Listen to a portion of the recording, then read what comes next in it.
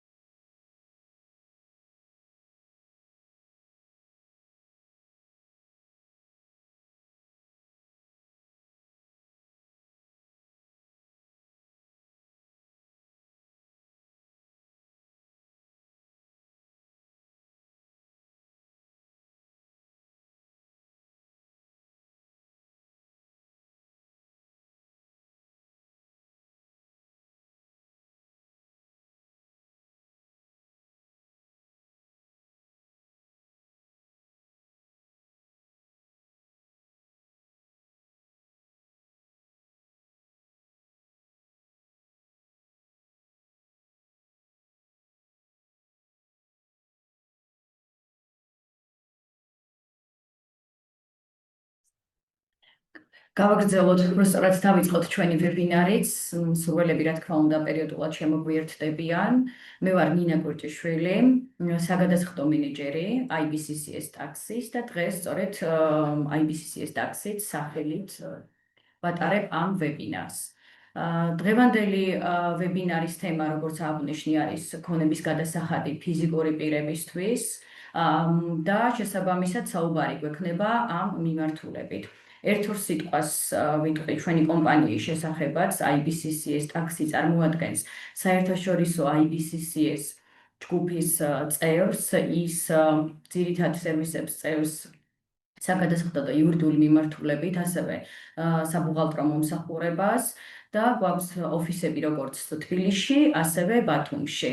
გვაქვს საზღვარგარეთ ოფისებიც და ჩვეულებრივად ყველა ოფისი ჩართული არის ამ სერვისების გაწევაში. დავიწყოთ თავიდან დაინტერესება საიდან წამოვიდა ამ ვებინართან დაკავშირებით. უმრავლესობა ვინც ესწრებით იცით, რომ 1 ნოემბერი არის ქონების დეკლარაცია, არაუგვიანის 1 ნოემბრისა ქონების დეკლარაციის წარდგენის დედლაინი. ამ წელს 1 ნოემბერი ემთხვევა არასამუშაო დღეს და აქედან გამომდინარე გვაქვს ბედნიერება 2 დღით გადავზარდოთ ვადა და 3 ნოემბერი არის მიმდინარე წელს ქონების გადასახადის დეკლარაციის წარდგენის ვადა. რადგან ძალიან რთული არის ხოლმე ფიზიკური პირებისთვის საგადასახადო ვალდებულებების ირგვლივ ინფორმაციის მოძიება, კონკრეტულ კითხვებზე პასუხის მიღება, აქედან გამომდინარე, ვფიქრობ, მეტად მნიშვნელოვანი არის გავზარდოთ ჩართულობა ამ მიმართულებით, რადგან ფიზიკური პირების უმრავლესობა, რომელიც არ ეწევა ეკონომიკურ საქმიანობას, ნაკლებად არის გათვითცნობიერებული საგადასახადო საკითხებზე, აქედან გამომდინარე, მნიშვნელოვანი არის, რომ სხვადასხვა აქტივობები იყოს ამ მიმართულებით და არის, რა თქმა უნდა, როგორც უფლებამოსილი ორგანოებისგან იგზავნება ხოლმე მაგალითად SMS შეტყობინებები, არის სხვადასხვა ვიდეო რგოლები, სადაც ხდება ინფორმაციის მიწოდება და ასევე ვთვლი, რომ კომპანიები, რომლებიც იმ საქმიანობას ეწევიან, როგორც ჩვენ და ჩართულები არიან ამ პროცესებში, გარკვეული პასუხისმგებლობა მათაც აქვთ გააკეთონ ამ ტიპის ვებინარები და უფრო მეტი ინფორმაცია მიაწოდონ იმ პირებს, ვისაც უშუალოდ ეხება ეს საკითხები. გავეზიარებ ჩვენს პრეზენტაციას, რომელიც შემდგომ დაიგზავნება ასევე თქვენთანაც მეილებზე და ვფიქრობ, რომ იქნება ძალიან ისეთი დეტალური ინფორმაცია, რომელზეც ყოველთვის გექნებათ ხელმისაწვდომობა და ასე ვთქვათ, შესაძლებელი იქნება გაიგრძნოთ ის დეტალები, რაც განხილული იყო ვებინარის დროს. თუ ჩანს პრეზენტაცია, გთხოვთ დამიდასტუროთ.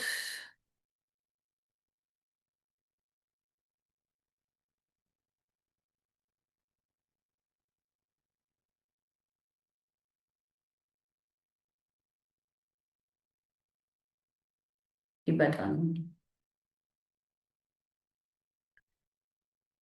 ქონების გადასახადი. ქონების გადასახადი წარმოადგენს ადგილობრივ გადასახადს. გვაქვს ჩვენ გადასახადები, რომელიც არის საერთო სახელმწიფოებრივი. განსხვავება მათ შორის არის ის, რომ საერთო სახელმწიფოებრივი გადასახადები, მაგალითად, როგორც საშემოსავლო გადასახადი არის მიღებული შემოსავლები მიემართება ზოგადად სახელმწიფო ბიუჯეტში და იქიდან ხორციელდება მთლიანი ქვეყნის მასშტაბით სხვადასხვა, ასე ვთქვათ, საჭიროებებისთვის ამ აკუმულირებული შემოსავლის გამოყენება. რაც შეეხება ადგილობრივ გადასახადს, როგორც არის ქონების გადასახადი, ეს მიემართება შესაბამისი მუნიციპალიტეტის ადგილობრივი ბიუჯეტისკენ, ხდება გამოყენება სხვადასხვა ინფრასტრუქტურის გაუმჯობესებისთვის, სხვადასხვა ადგილობრივი სერვისებისთვის და სწორედ ამიტომაც შეიძლება ითქვას, რომ ადგილობრივი თვითმმართველობის ორგანოებს, რადგანაც ისინი არიან ეგრეთ წოდებული ადრესატები ამ შემოსვლობების, ასევე ხელმწიფებად კოდექსით დადგენილი კანონმდებლობით განსაზღვრული განაკვეთის ფარგლებში მოახდინონ ლავირება და თავად განსაზღვრონ თავიანთ ტერიტორიულ ერთეულში რა იქნება განაკვეთი, რა გათვლები იქნება მაგალითად და შეღავათები კონკრეტულ საქმიანობის განხორციელებელ პირებთან მიმართებით, ან შეიძლება იყოს გარკვეული დიფერენციაცია, როდესაც ოჯახის შემოსავლები განსხვავებული არის მაგალითად ზღვარი, როდესაც განსხვავებული არის შემოსულობების. აქედან გამომდინარე, ქონების გადასახადი, რომელსაც ჩვენ ვიხდით, მიემართება იმ ადგილობრივი ბიუჯეტის დასაფინანსებლად, რომლის ფარგლებშიც ჩვენ ვიმყოფებით, ვცხოვრობთ და ვახდენთ დეკლარაციას შესაბამისი ადგილსამყოფელის თუ უძრავი ქონების ადგილსამყოფელის მიხედვით.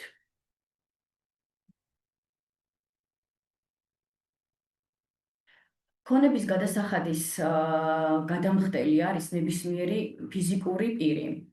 მიუხედავად იმისა, ფიზიკური პირი არის რეზიდენტი ფიზიკური პირი თუ არარეზიდენტი ფიზიკური პირი.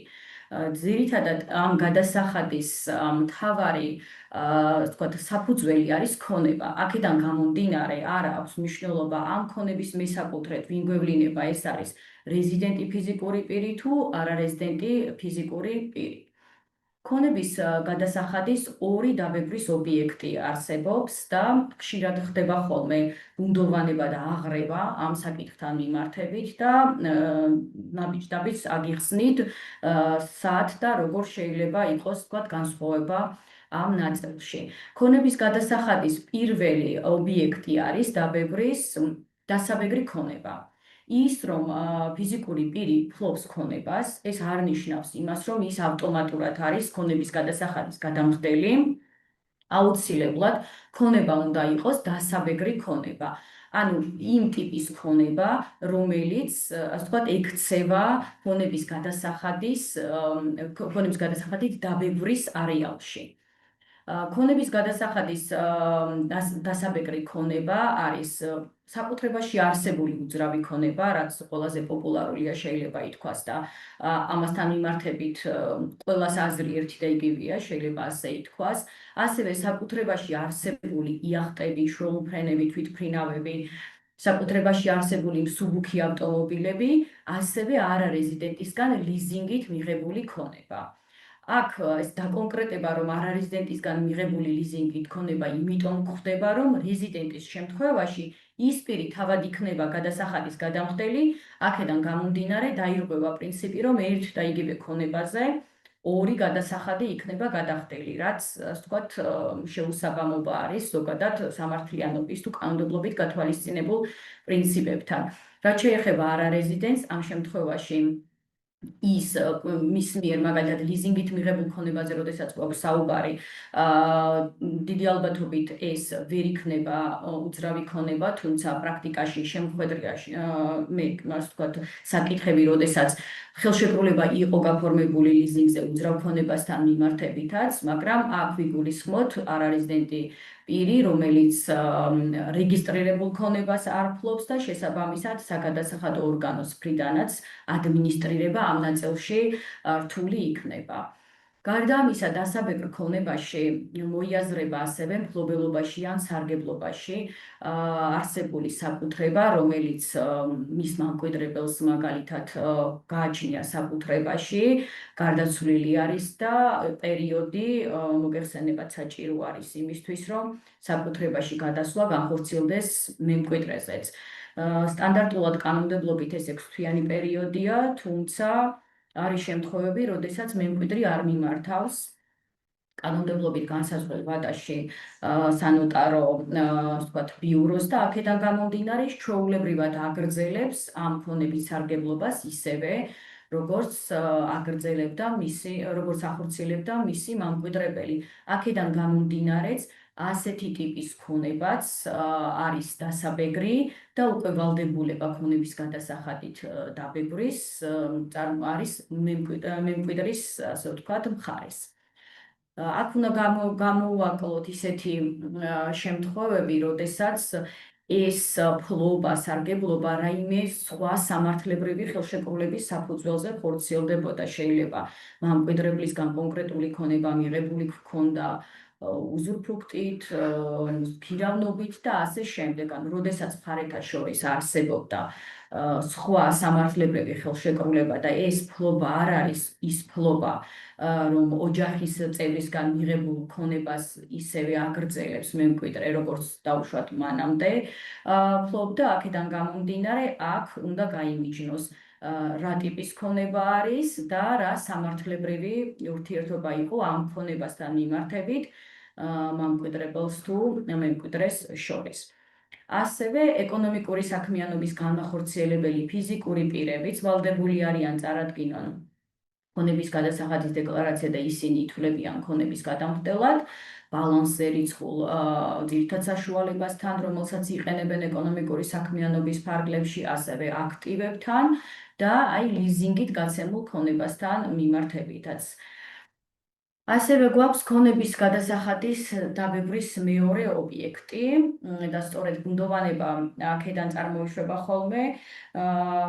ძირითადად ქონების გადასახადის გადახდა ხშირ შემთხვევაში დაკავშირებული არის ხოლმე, მოსაზრება არის, რომ იმ შემთხვევაში თუ ოჯახის ან კონკრეტული პირის შემოსავალი აღემატება 40,000 ლარს, წარმოეშვებათ ვალდებულება ქონების გადასახადის გადახდის და ავიწყდებათ, რომ მიწას ამ შემთხვევაში ეს პირობა არ აქვს. მიწაზე ქონების გადასახადის გადახდა უპირობო არის და ის არ არის დამოკიდებული პირის ან პირის ოჯახის შემოსულობის, ასე ვთქვათ, ოდენობაზე. აქედან გამომდინარე მნიშვნელოვანია, რომ არ გამოვრჩეს ეს ნაწილი, რადგან ხშირად ქონია პრაქტიკაში შემთხვევა, როდესაც პირმა შეიტყო მას შემდეგ, რომ ქონების გადასახადის ნაწილში ერიცხებოდა დავალიანება, როდესაც მოახდინა მიწის ნაკვეთის მიწოდება, ან მაგალითად ბანკში რაიმე ოპერაციის განხორციელების დროს უფიქსირდებოდა სახელმწიფოს მიმართ დავალიანება. აქედან გამომდინარე, თუ მიწა თავად არ არის გარკვეული შეღავათებით, ასე ვთქვათ, შეღავათების ნაწილში, რომელსაც დეტალურად გავევლეთ ვებინარის პერიოდში, აქედან გამომდინარე, ვალდებულება მიუხედავად შემოსავლის ოდენობისა, აუცილებლად წარმოგეშვებათ.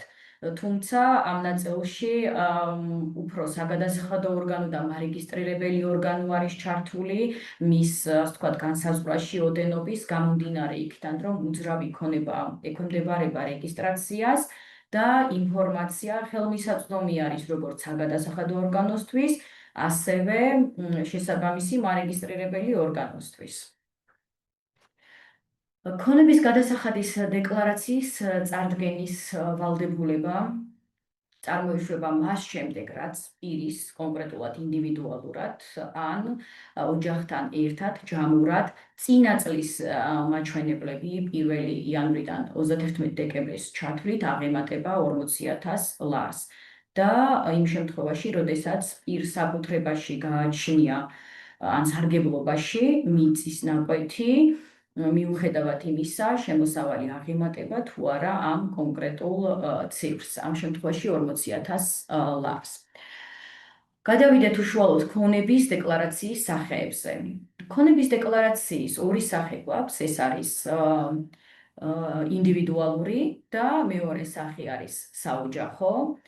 პირი თავად ირჩევს წარადგინოს ინდივიდუალური ან საოჯახო დეკლარაცია. ეს არ არის სავალდებულო, თუმცა აქაც გარკვეული პირობები არის შესასრულებელი.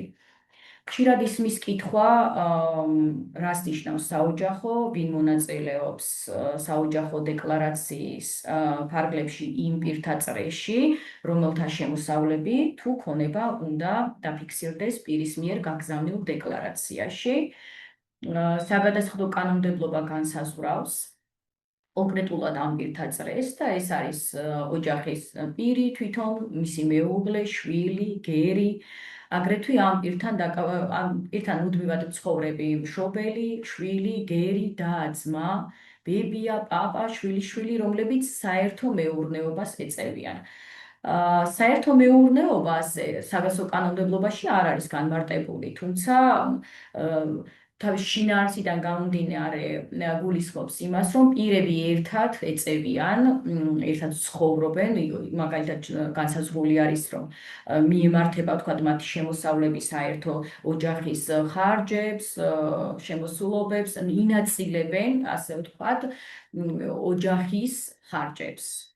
რაც შეეხება თვითონ წარდგენას დეკლარაციის, თუ პირი წარადგენს ინდივიდუალურ დეკლარაციას და მას გააჩნია ოჯახი, მაშინ დანარჩენმა წევრებმაც, თუ არ შეიტანს სხვა წევრების დასაბეჭ ქონებას, მაშინ დანარჩენმა წევრებმაც უნდა განახორციელონ ინდივიდუალური სახის დეკლარაციების წარდგენა. ანუ აქ არის ტვირთი ერთგვარი, ვინ წარადგენს დეკლარაციას. თუ ოჯახში არის 2-ზე მეტი სრულწლოვანი პირი, 2 ან 2-ზე მეტი, ამ შემთხვევაში ისინი თვითონ განსაზღვრავენ, რომელი წარადგენს ამ დეკლარაციას. თუ ერთმა მეუღლემ წარადგინა, მეორე არ წარადგენს. რა თქმა უნდა, მხოლოდ სრულწლოვანი წევრები მოიაზრებიან და არასრულწლოვანი ვერ წარადგენს ამ დეკლარაციას. და ქონების შესახებ ინფორმაციასაც, რა თქმა უნდა, ის წევრი მიუთითებს ჯამურად, რომელიც გადაწყვეტს დეკლარაციის წარდგენას.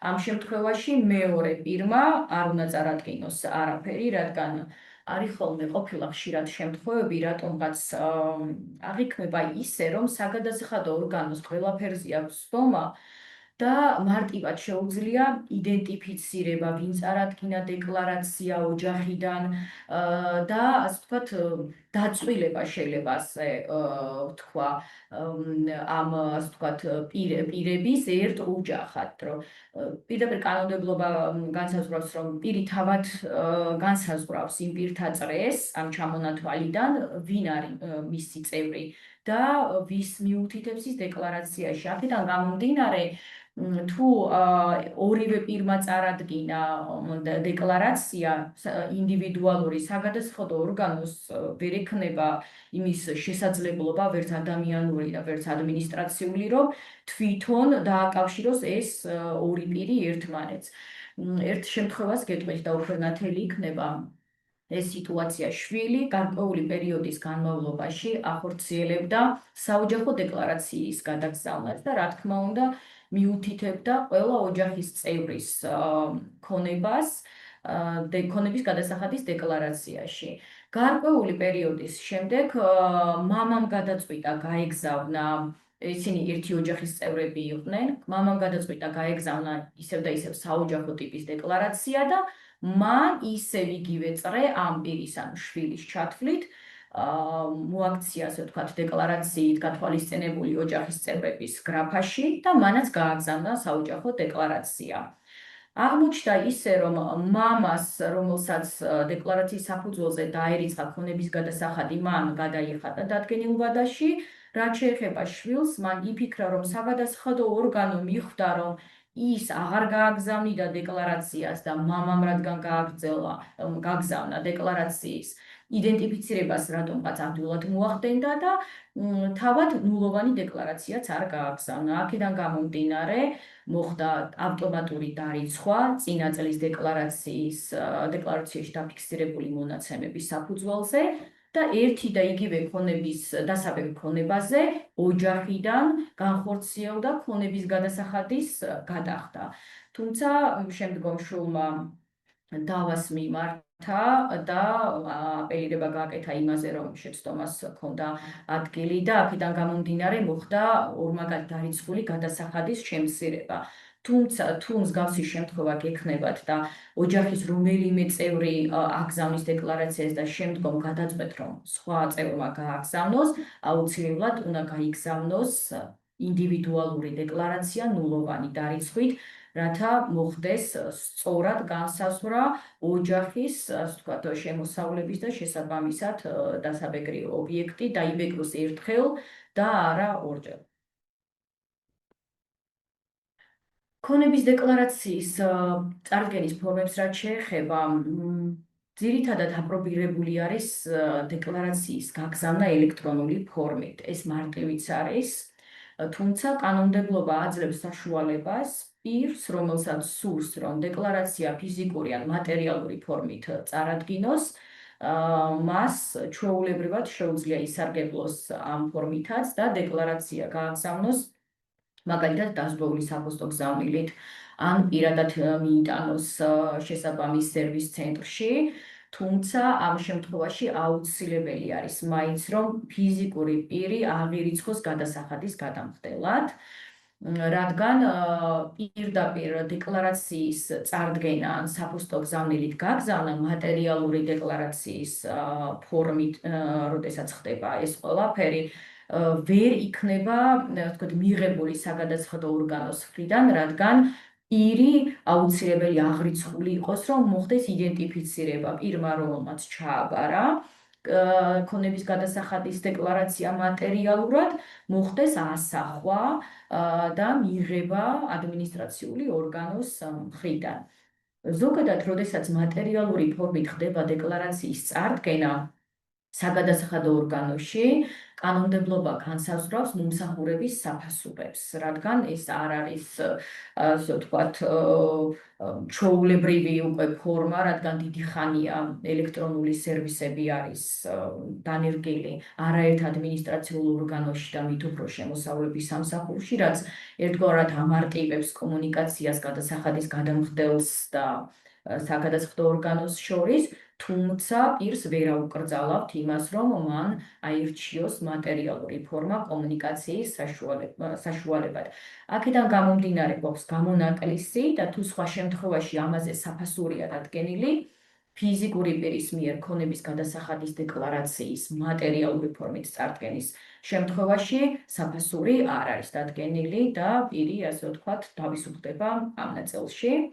აქვე ინსტრუქცია არის მოყვანილი, ეს არის შემოსავლების სამსახურის მიერ შემუშავებული დეტალური ინსტრუქცია, თუ როგორ ხდება ქონების გადასახადის დეკლარაციის შევსება, აქ იხილავთ ნაბიჯ-ნაბიჯს რომელი გრაფა ივსება, როგორ ენიშნება და ასევე არის დეტალური ინფორმაცია იმის თაობაზე, თუ რა მონაცემი გადმოდის ავტომატურად, მაგალითად მარეგისტრირებელი ორგანოსგან და რა მონაცემის შეტანა გიწევთ უშუალოდ თქვენ. ჩემი მხრიდან გეტყვით, რომ არ არის ქონების გადასახადის დეკლარაციის შევსება რთული პროცესი და ვერც იქნებოდა გამომდინარე იქიდან, რომ მისი შევსება ფიზიკური პირის მიერ ხდება და აქედან გამომდინარე ის არ სარგებლობს ისეთი სერვისებით, მაგალითად, როგორიც არის საბუღალტრო სერვისი კომპანიების შემთხვევაში, სადაც შესაბამისი პროფესიონალები არიან ჩართულები ამ ნაწილში და გარკვეულები აქედან გამომდინარე ფიზიკურ პირს, რომ ეს დამატებითი ვალდებულება არ გასჩენოდა, არის არაერთი ვიდეო ინსტრუქცია, არაერთი, ასე ვთქვათ, ახსნა, როგორ ივსება დეკლარაცია. როგორც აღნიშნეთ, ქონების გადასახადის დეკლარაციის წარდგენა ვერ მოხდება, თუ არ დავრეგისტრირდებით გადასახადის გადამხდელად. და აქაც, როგორც ქონების გადასახადის დეკლარაციის ფორმებში, გვაქვს ორი გზა. პირველი ეს არის მივიდეთ ფიზიკურად სერვის ცენტრში. შეიძლება გამოვიყენოთ წარმომადგენლის დახმარებაც, მაგალითად თუ თავად ვერ შევწერით მისვლა მინდობილობის საფუძველზე, შეიძლება ჩვენს მაგივრად მივიდეს სხვა პირიც და განხორციელდეს დარეგისტრირება. დარეგისტრირება საკმაოდ მარტივი არის, ხდება წარდგენა ჩვენი დამადასტურებელი დოკუმენტის, პირადობის დამადასტურებელი დოკუმენტი, შეიძლება იყოს პასპორტი, ან შეიძლება იყოს სხვა დოკუმენტი, რომლის საფუძველზეც საგადასახადო ორგანო მოახდენს ჩვენს რეგისტრაციას. რაც შეეხება ონლაინ ფორმატს, აქ უკვე ხორციელდება ვიდეოზარის დახმარებით რეგისტრაცია და კანონმდებლობას თუ ჩავხედავთ, ონლაინ ვიდეოზარის მეშვეობით დარეგისტრირება შეუძლია ნებისმიერ პირს. ითვლება აქ როგორც რეზიდენტი ფიზიკური პირები, ეს იქნება საქართველოს მოქალაქე თუ საქართველოს მოქალაქეობის არ მქონე პირი, თუმცა პრაქტიკაში, როგორც მქონია შემთხვევები, სამწუხაროდ ყველა პირის რეგისტრაცია ვერ ხორციელდება ამ ფორმატით და ვიდეოზარით სარგებლობა შეუძლია იმ უცხოელ პირებს, რომლებიც საქართველოს ტერიტორიაზე იმყოფებიან რეგისტრაციის დროს. რაც შეეხება თვითონ საქართველოს მოქალაქე პირს, ამ შემთხვევაში არ არის შეზღუდვა არანაირი, რადგან მას გააჩნია პირადობის დამადასტურებელი დოკუმენტი, რომელიც საქართველოს უფლებამოსილი ორგანოსგან არის გაცემული, აქედან გამომდინარე მისი იდენტიფიცირება ბევრად მარტივი არის. და რაც შეეხება არარეზიდენტ უცხოელ პირს, ამ შემთხვევაში წარმოადგენს გარკვეულ სირთულეს მისი როგორც პირის იდენტიფიკაცია, აქედან გამომდინარე სავალდებულო არის მისი საქართველოს ტერიტორიაზე ყოფნა. გადავდივართ მნიშვნელოვან ნაწილზე, ეს არის შემოსავლების განსაზღვრა ქონების გადასახადის მიზნებისთვის. აქ მნიშვნელოვანია გავითვალისწინოთ, რომ ქონების გადასახადის დეკლარაციის მიზნებისთვის შემოსავალი განისაზღვრება წინა წლის მაჩვენებლების მიხედვით და აითვლება პერიოდი წინა კალენდარული წელი 1 იანვრიდან 31 დეკემბრის ჩათვლით მიღებული შემოსავლები. თუ ჩვენ წარმოვადგენთ საოჯახო დეკლარაციას, ამ შემთხვევაში იგივე პერიოდის ფარგლებში ჩვენ ვიღებთ როგორც ჩვენს პირადს, ასევე ჩვენი ოჯახის წევრების მიერ ამავე პერიოდში მიღებულ შემოსავალს ქონების გადასახადის მიზნებისთვის. ქონების გადასახადის ნაწილში შემოსავლებში შეიტანება ყველა შემოსავალი. ეს შეიძლება იყოს მიღებული ეკონომიკური საქმიანობით, შეიძლება არ იყოს ეკონომიკური საქმიანობით მიღებული და იყოს სარგებელი. ასევე გარკვეული გამონაკლისები არის იმ შემთხვევაში, როდესაც ფიზიკურ პირს აქვს რაიმე სტატუსი. ასეთი პირები არიან მცირე მეწარმეები, მაგალითად არიან ასევე ბაზრობის ტერიტორიაზე ვაჭრობის განმახორციელებელი პირები და მათთან მიმართებით კანონმდებლობა ისედაც აწესებს გარკვეულ შეღავათებს, რაც ასე ვთქვათ აისახება ასევე ქონების გადასახადის ნაწილშიც და თუ ასეთი პირი გვყავს ჩვენ ოჯახის წევრებში, ამ შემთხვევაში მისი სრული შემოსავალი არ გაითვალისწინება. მცირე მეწარმის შემთხვევაში ჩვენ ვიღებთ დასაბეგრის შემოსავლის 25%-ს, ხოლო ბაზრობის ტერიტორიაზე განმახორციელებელი პირის შემთხვევაში ჩვენ ვიღებთ 15%-ს. ასევე აზრთა სხვადასხვაობა არის ხოლმე ხელფასთან დაკავშირებით.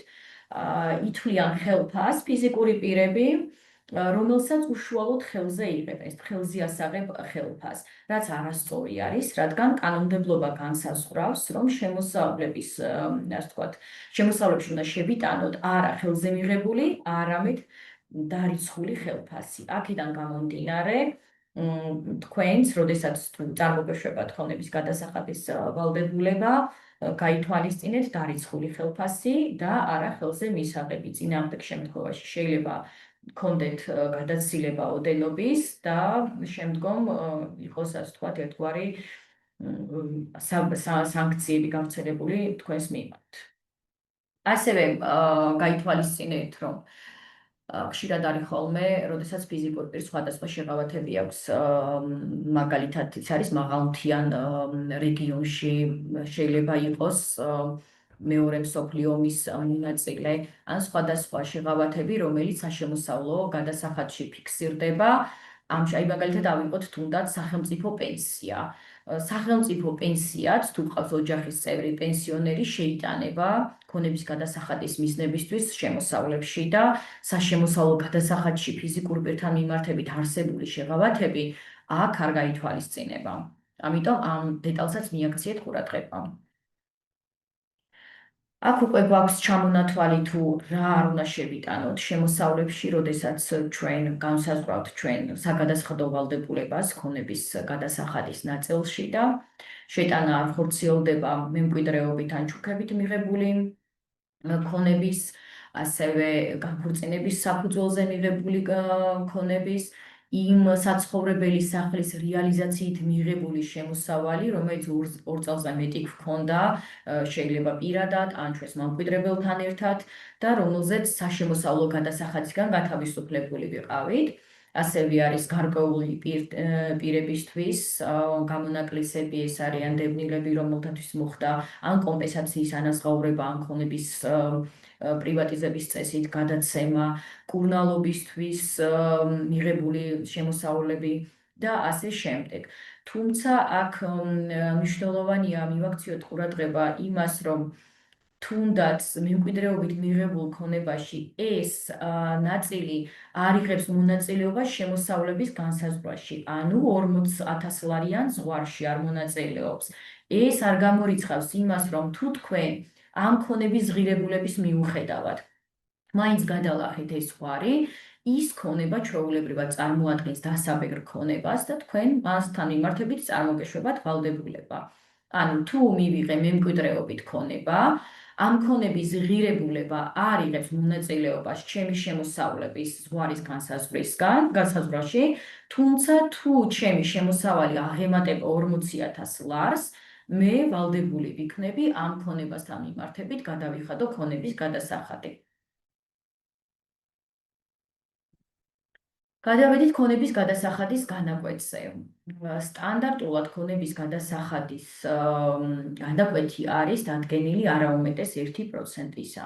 თუმცა გამომდინარე იქიდან, რომ ეს არის ადგილობრივი გადასახადი, რა თქმა უნდა, განაკვეთების ცვლილება დამოკიდებული არის ადგილობრივი თვითმმართველობის გადაწყვეტილებაზე, რომელმაც თავად უკეთ იცის თავის ტერიტორიაზე რა საჭიროებებია, რომელ კატეგორიას გარკვეული შეღავათები მიანიჭოს, ან რომელი ქონება ქონებასთან მიმართებით უფრო მაღალი საპროცენტო განაკვეთი დააწესოს.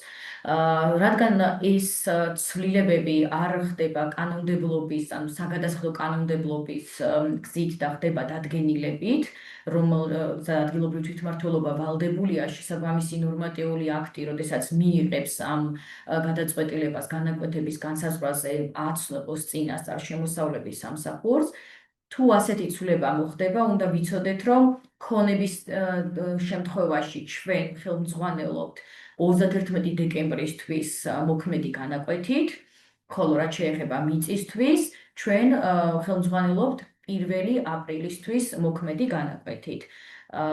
აქედან გამომდინარე, თუ წლის განმავლობაში მოხდა ადგილობრივი თვითმმართველობის მიერ ან გაზრდა, მაგალითად ქონების გადასახადის განაკვეთის ან შემცირება, აქედან გამომდინარე თქვენთვის იქნება სავალდებულოდ ის განაკვეთი, რომელიც ქონების შემთხვევაში მოქმედებდა 31 დეკემბრის მდგომარეობით, ხოლო რაც შეეხება მიწას, რომელთან მიმართებითაც ჩვენ გასული წლის კი არა, მიმდინარე წლის 1 აპრილის მდგომარეობით გვაქვს ვალდებულება, რომ დეკლარირება მოვახდინოთ, სწორედ ამ თარიღისთვის არსებულ განაკვეთს ავიღებთ მხედველობაში.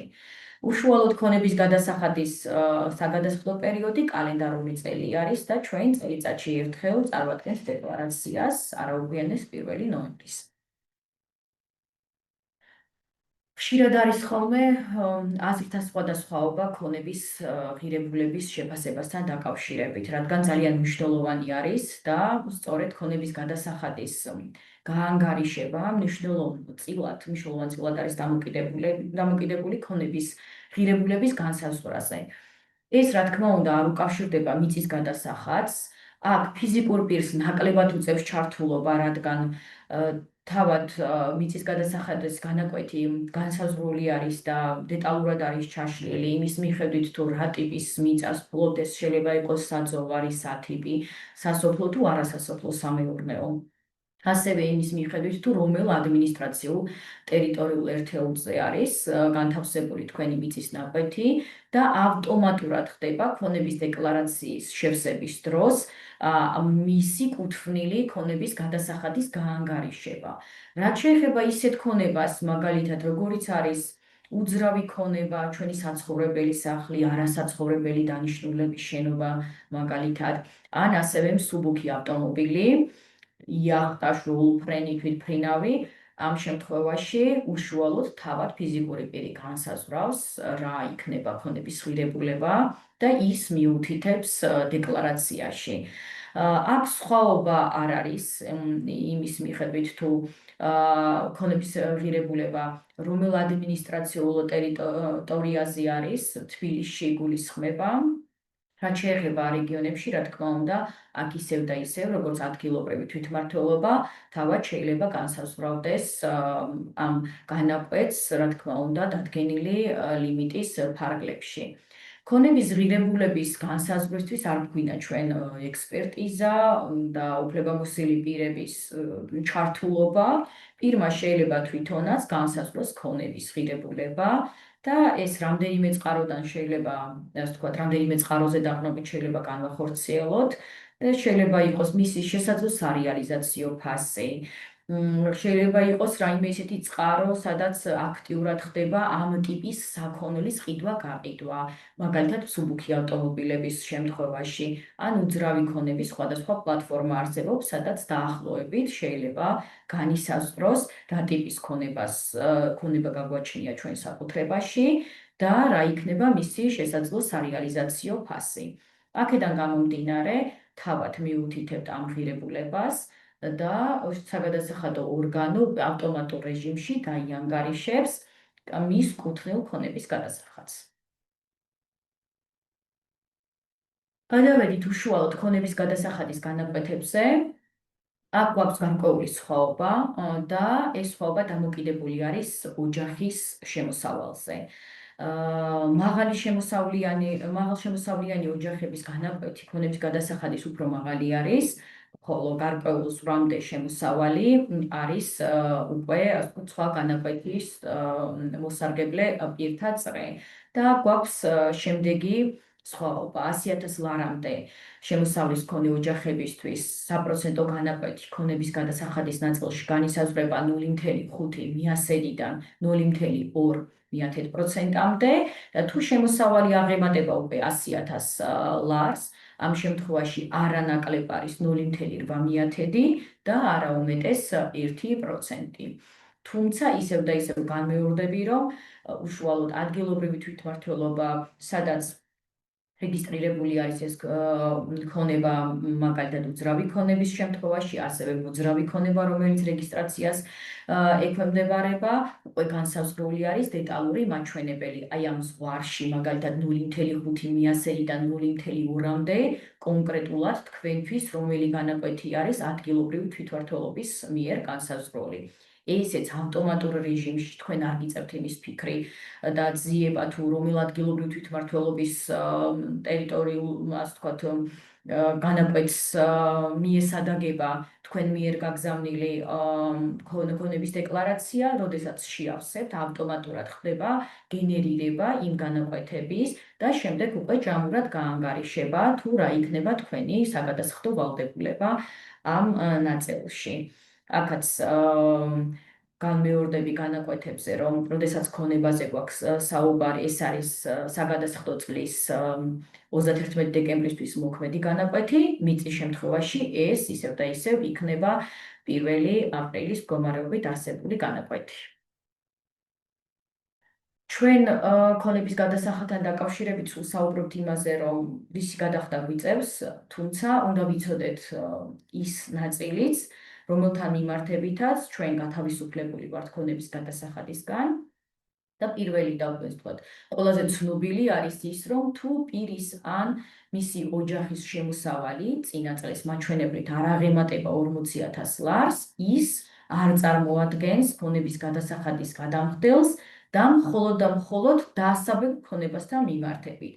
ეს არ ვრცელდება მიწაზე, რადგან მიწა ისევ და ისევ არ არის დამოკიდებული განმეორდების შემოსავლის ოდენობაზე და თუ გარკვეული შეღავათი კონკრეტულად ამ ადმინისტრაციულ ტერიტორიაზე ან სხვა პირობები არ კმაყოფილდება მიწასთან მიმართებით, თქვენ ვალდებული ხართ წარადგინოთ დეკლარაცია და განახორციელოთ შესაბამისი გადასახადის გადახდაც. ასევე გვაქვს შეღავათები მაღალმთიან დასახლებაში მუდმივად მცხოვრებ პირებთან მიმართებით, რომლებიც ფლობენ, ასე ვთქვათ, მიწის ნაკვეთს ამ ტერიტორიაზე. არიან, ასე ვთქვათ, პირები, რომელთაც მაგალითად აქვთ საცხოვრებელი მრავალბინიან კორპუსებში ბინები, ავტოფარეხები, აქედან გამომდინარე ჩვენს, ვისაც გვაქვს ჩვეულებრივი საცხოვრებელი სახლი მრავალბინიან კორპუსში, მასზე მიმაგრებულ მიწაზე ჩვენ არ ვართ ვალდებული გადავიხადოთ ქონების გადასახადი. მიუხედავად იმისა, რომ 40.000 ლარს ჩვენი შემოსავალი აღემატება, ჩვენ ასეთი ტიპის ქონებას, რა თქმა უნდა, შევიტანთ ინფორმაციას დეკლარაციაში, თუმცა აქვე მოვნიშნავთ იმას, რომ ამ ტიპის ქონებაზე ჩვენ სარგებლობთ შეღავათით, რაც ნიშნავს იმას, რომ ჩვენ ქონების გადასახადს ამ ნაწილში არ ვიხდით. ასევე არის ბიოლოგიური აქტივები, ახალასათვისებელი სასოფლო-სამეურნეო დანიშნულების მიწები და ასევე ხვდებით ქონების გადასახადის ნაწილში საცხოვრებელ სახლებზე და ავტოფარეხებზე უშუალოდ ადმინისტრაციული ორგანოს მიერ დადგენილ შეღავათს.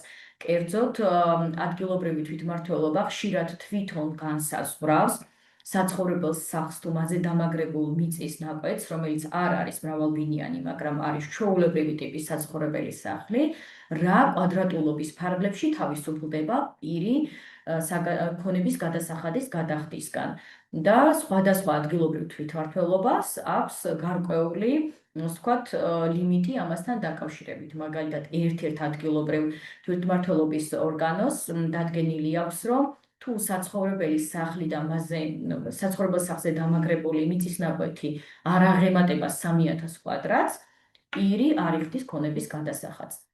ამიტომ მივაქციოთ ყურადღება, რომ გარდა მრავალბინიანი კორპუსისა, რომელიც ყველასთვის საერთოა და დადგენილია ყველასთვის, ასევე საცხოვრებელი ტიპის სახლებზეც არის გარკვეული შეღავათი.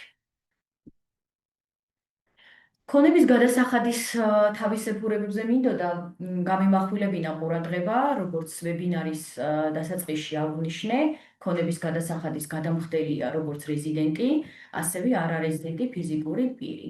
თუმცა დღეს მოქმედი საგადასახადო კანონმდებლობით მაინც შეინიშნება რიგი თავისებურებები ამ პირებთან მიმართებით.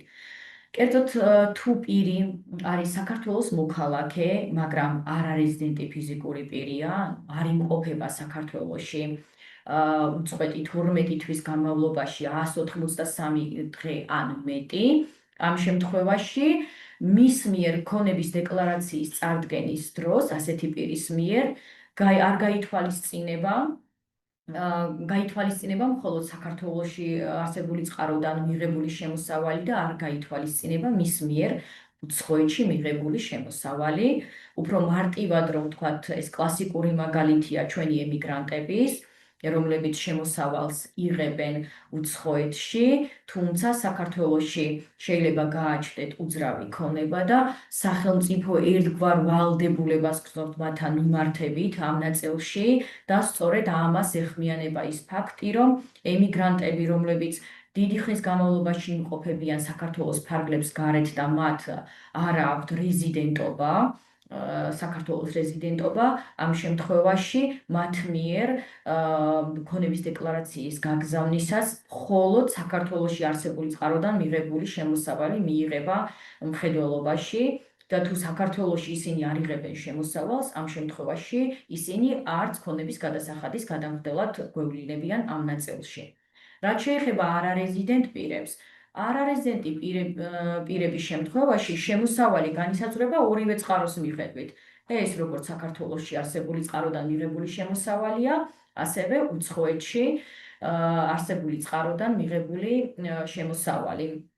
და სიტუაციური სახელმძღვანელოც არის გამოცემული შემოსავლების სამსახურის მიერ, რომლის მიხედვით თუ არარეზიდენტი ფიზიკური პირი, რომელსაც საკუთრებაში გააჩნია ქონება, არ მოახდენს ქონების დეკლარაციის გაგზავნას, ამ შემთხვევაში საგადასახადო ორგანო უფლებამოსილია იგი უმაღლესი განაკვეთით, ანუ 1%-ით დაბეგროს და შესაბამისად მას ვალდებულებად განუსაზღვროს ქონების გადასახადის მის მიერ განგარიშებული ოდენობა.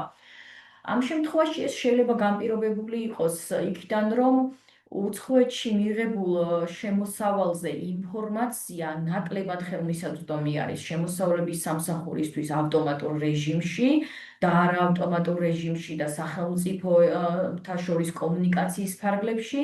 ეს საკმაოდ დიდ რესურსს მოითხოვს, რადგან საუბარი არის ფიზიკურ პირებზე და უცხოელი არაერთი ფიზიკური პირი დაინტერესებულია საქართველოში უძრავი ქონების შეძენით, აქედან გამომდინარე შეუძლებელია ყველა არარეზიდენტი ფიზიკური პირის შემოსავლის გადამოწმება, მიმოწერა შესაბამისი რეზიდენტობის ქვეყანასთან და ამ ინფორმაციის მიღება. თუმცა ეს არ გულისხმობს იმას, რომ ეს უპირობოდ იქნება არარეზიდენტი პირისთვის განსაზღვრული ქონების გადასახადის ოდენობა. თუ შემდგომ პერიოდში ეს არარეზიდენტი პირი გააგზავნის ქონების გადასახადის დეკლარაციას და მიუთითებს შესაბამის მონაცემებს, მოხდება დაკორექტირება და თუ აღმოჩნდება, რომ ეს ზედმეტად არის დარიცხული და იმ ტერიტორიულ, ასე ვთქვათ, ერთეულში ამ შემოსავლების გათვალისწინებით, რომელიც ამ პირს გააჩნია, ნაკლები თანხათული იქნება, შესაბამისად მოხდება კორექტირება და მხედველობაში აღარ იქნება მიღებული სავარაუდო დარიცხვა. ქონების გადასახადის დეკლარაციის წარდგენა ხორციელდება წელიწადში ერთხელ და მონაცემებიც ასე ვთქვათ შეიტანება მთლიანი კალენდარული წლის მიხედვით. მხედველობაში ვიღებთ წინა წელს, მაგალითად ეხლა 2025 წელს ჩვენ ვაგზავნით 2024 წლის მონაცემებით ჩვენი დასაბეგრი ქონების შესახებ ინფორმაციას, რაც შეეხება მიწაზე არის მიმდინარე პერიოდზე წარდგენა ხორციელდება და 1 აპრილის მდგომარეობით თუ ჩვენ გაგვაჩნდა მიწის ნაკვეთი საკუთრებაში, ჩვენ ვალდებული ვართ, რომ ეს მიწაც, ასე ვთქვათ, ავსახლოთ და ჩვეულებრივად განახორციელოთ გადახდა ქონების გადასახადის. თუ 1 აპრილამდე ჩვენ გავასხვისეთ ეს ქონება, რა თქმა უნდა, ჩვენ მას აღარ ვუთითებთ ქონების დეკლარაციაში. ქონების გადასახადის დეკლარაციის წარდგენა უნდა მოხდეს არაუგვიანეს 1 ნოემბრისა, თუმცა წელს, როგორც გითხარით, 1 ნოემბერი არა სამუშაო დღე არის და აქედან გამომდინარე მოხდა გადაწევა თარიღის და ბოლო დღე არის 3 ნოემბერი. ჩემი რეკომენდაცია იქნება დეკლარაცია აუცილებლად გავაგზავნოთ გაცილებით ადრე და არ დაველოდოთ 1 ნოემბერს თუ 3 ნოემბერს, რადგან ხშირად არის ხოლმე შეფერხებები, რადგან ყველა ცდილობს ბოლო დღეს გააგზავნოს დეკლარაცია და ეს ნაწილი რომ არ გქონდეს და არ შევწუხდეთ ტექნიკური ხარვეზებით, კარგი იქნება თუ გვექნება საშუალება და მანამდე გავაგზავნით დეკლარაციას.